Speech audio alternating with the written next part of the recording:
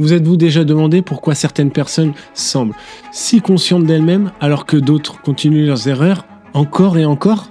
J'étais dans le second cas pendant des années jusqu'à comprendre comment pratiquer l'introspection efficacement. On nous a tous dit de réfléchir à nos actions, mais seulement personne ne nous a expliqué comment le faire.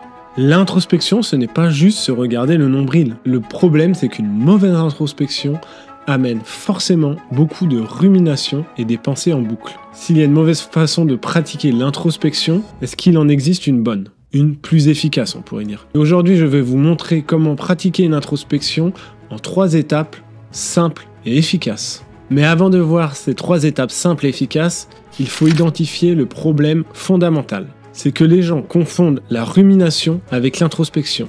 Je m'explique. La rumination, c'est des pensées en boucle qui tournent sans arrêt, souvent négatives, qui sont souvent liées au stress et à l'anxiété. Par exemple, je n'ai pas assez de temps, je dois aller faire ceci, je dois faire cela. Ça peut être des pensées aussi face à certains comportements. J'ai fonctionné comme ça, ce n'est pas la bonne façon de fonctionner. Et donc, je me considère comme méchant ou quelqu'un de dysfonctionnel. Ça peut être aussi, je fonctionne de telle manière et ça ne me convient pas, etc., etc. Ce sont des pensées que l'on a en permanence à l'intérieur de soi et qui tournent en boucle. L'introspection, ce n'est pas ça, c'est pas faire un cercle et revenir toujours au même endroit et continuer toujours la même chose. Ce n'est pas le hamster qui tourne en rond dans sa cage.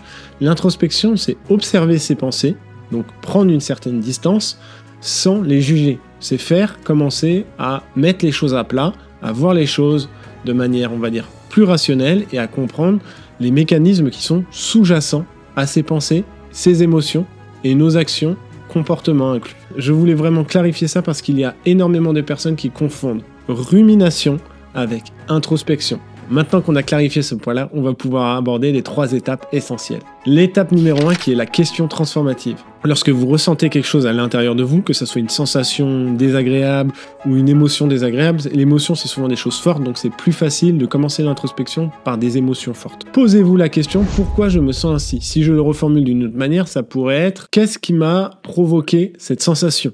Quelle situation m'a provoqué ça ? Pas, c'est la faute de lui, c'est parce qu'il a réagi comme ça et qu'il est méchant, c'est parce qu'il ne m'a pas respecté. Les questions, entre guillemets, subjectives, on les met de côté, c'est juste, qu'est-ce qui m'a fait sentir comme ça ? Donc là, on est focus sur soi, parce que je ne me suis pas senti respecté, parce que il a dépassé ma limite, pour moi, mon espace intérieur, parce que je me suis mis en colère parce que je me suis pas senti respecté. Je me suis mis en colère parce que j'étais à bout de fatigue et que ma patience aujourd'hui avait ses limites. Je me suis mis à pleurer parce que je me sens abandonné. Je me suis mis à pleurer parce que je me sens rejeté, etc., etc. Il y a 10 000 possibilités. À vous de regarder intérieurement qu'est-ce qui a provoqué cette sensation, cette émotion chez vous. Et la deuxième question que je vous conseille de vous poser à la suite, c'est comment je me sens maintenant ? Dit d'une autre façon, qu'est-ce qu'il se passe en moi ? Observez tout cela sans aucun jugement. Vous n'êtes ni une bonne ni une mauvaise personne, juste une personne qui ressent les choses. La deuxième étape, c'est l'observation consciente. Observez ces pensées, comme on dit souvent, comme des nuages. Observez vos pensées aller et venir, d'accord ?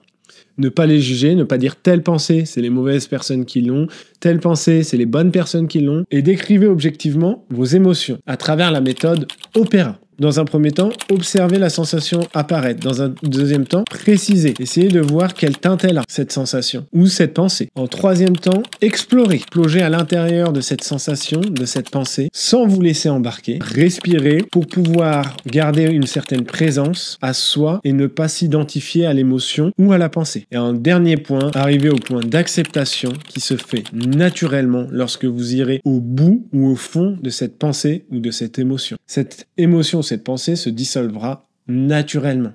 Vous n'avez absolument rien à faire. Et en troisième étape, la synthèse active. À force d'observation et d'une certaine action, vous allez comprendre vos mécanismes internes et une fois que vous allez les comprendre, il faut les mettre en action. Car sans action, il ne sert absolument à rien de faire son introspection. Action dans la vie quotidienne, bien entendu. Transformez votre introspection en action concrète, en action active, pour modifier certains de vos comportements qui ne vous conviennent pas. Par exemple, comprendre pourquoi vous procrastinez. Est-ce que c'est parce que ce sujet ne vous intéresse pas ? Est-ce que c'est parce que vous faites quelque chose qui ne vous plaît pas ?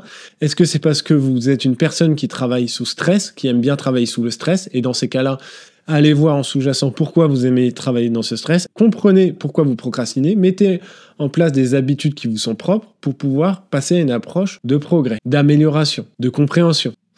Donc si je résume ces 3 étapes, c'est vous poser des questions, observer intérieurement ce qui se passe, utiliser l'observation consciente à travers la méthode Opéra et en dernier, passer à l'action. Maintenant que vous avez ces 3 étapes, sur votre chemin de l'exploration intérieure, vous allez rencontrer des obstacles et je souhaite vous donner certaines des solutions. Le premier des obstacles, c'est le juge intérieur. On est souvent très critique envers soi-même et je vous conseille d'avoir un peu de bienveillance et de compassion envers vous-même pour pouvoir pratiquer sereinement votre introspection.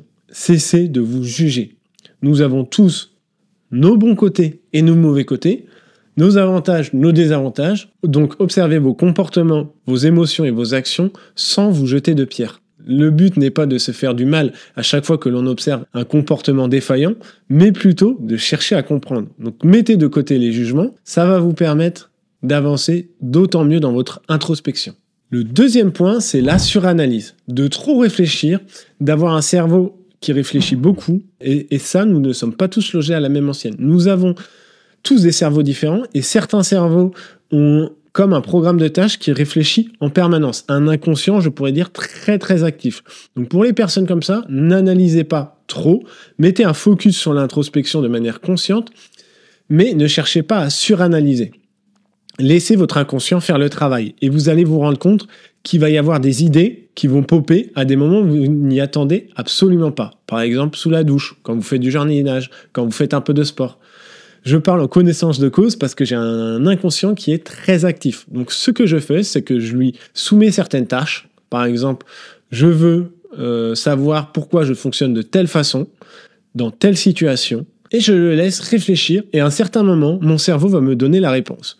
Le jour même, le lendemain, le surlendemain, mais en tout cas dans les jours à venir. Et pour tout type de cerveau, évitez de trop intellectualiser. Le troisième point, c'est l'évitement. Commencez par les sujets les moins douloureux. Il y a certains sujets en introspection qui sont douloureux. Donc commencez par les moins douloureux, les remises en question qui sont les plus faciles ou des sujets qui sont plus faciles à aborder pour vous. Si vous avez des sujets très émotionnels dans votre vie, évitez de les aborder directement. Abordez des sujets un petit peu plus légers, entre guillemets, pour comprendre vos comportements, vos actions et vos émotions. La vraie puissance de l'introspection ne se trouve pas dans l'intellectualisation, mais dans la transformation profonde qu'elle permet dans ta vie. Quand j'ai commencé à pratiquer ces 3 étapes régulièrement, il y a eu d'énormes changements dans ma vie. Non pas que ma vie ait changé extérieurement, mais la manière dont j'abordais la vie a changé petit à petit. Quand j'ai commencé à pratiquer ces 3 étapes régulièrement, quelque chose d'étonnant est arrivé. Non seulement j'ai mieux compris mes réactions, mais j'ai commencé à avoir les schémas prédominants dans ma vie. Car nous avons tous des schémas prédominants. Ces schémas qui gouvernent mes décisions depuis des années. Des choses que je fais des fois à contre-cœur sans m'en rendre compte et que je rejette sur les autres. Ma vie a totalement changé. Non pas qu'elle ait changé extérieurement, mais elle a changé du point de vue que j'observe. Bref, elle a changé dans la manière dont je les aborde. Lorsque j'ai découvert tout ça, c'est comme si je voyais mes propres mécanismes intérieurs pour la première fois. C'était fabuleux. Et vous savez quoi ? Une fois qu'on voit ces schémas, on ne peut plus jamais les ignorer.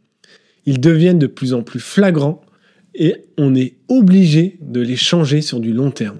On devient alors à la fois acteur et spectateur de sa vie. Tu auras compris que l'introspection n'est pas juste un exercice mental, mais c'est un moyen de transformer profondément ta vie et le regard que tu portes sur celle-ci. C'est une compétence vitale dans un monde qui est conçu pour nous distraire de nous-mêmes. Ces 3 étapes que je viens de vous donner peuvent littéralement changer totalement votre vie. Le regard que vous portez sur elle et votre relation à vous-même. Je vous invite à essayer cet exercice dès ce soir. Prenez 10 minutes pour pratiquer ces 3 étapes sur un aspect de votre vie qui vous préoccupe légèrement. Vous serez surpris de ce que vous allez découvrir. Si tu veux aller un petit peu plus loin, va voir cette vidéo. Et si tu es resté jusqu'au bout, c'est que le contenu t'a plu. Donc n'hésite pas à t'abonner pour ne pas rater les vidéos à venir. Je te remercie d'avoir écouté jusqu'au bout et je te dis à bientôt. Allez, ciao!